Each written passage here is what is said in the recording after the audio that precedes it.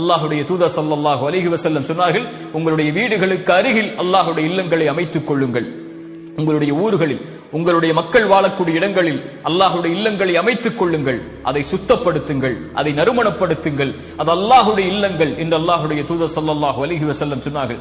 அல்லாஹ்வுடைய தூதர் ஸல்லல்லாஹு அலைஹி வஸல்லமுடைய காலத்தில் அல்லாஹ்வுடைய தூதருடைய இல்லத்தை, அல்லாஹ்வுடைய தூதர் தொழக்கூடிய அந்த பள்ளிவாசலை சுத்தம் செய்யக்கூடிய ஒரு பெண்மணி மரணித்து விட்டார்கள். அல்லாஹ்வுடைய தூதர் அந்த மரணத்திற்கு பிறகு வருகிறார்கள். நபித்தோழர்களை பார்த்து கேட்டார்கள், அந்த பெண்மணி எங்கே என்று.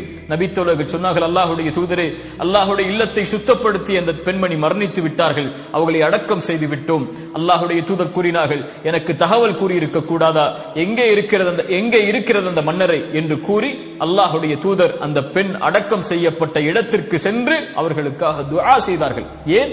அவர்கள் செய்த பணி அல்லாஹ்விடத்திலே மேலான பணி. அல்லாஹ்வுடைய இல்லங்களை சுத்தப்படுத்தக்கூடிய பணியை அல்லாஹ் நேசிக்கிறான். அல்லாஹ்வுடைய தூதர் அந்த பெண்மணிக்காக அல்லாஹ்விடத்திலே துஆ செய்தார்கள். அவர்கள் மரணித்ததற்கு பிறகும்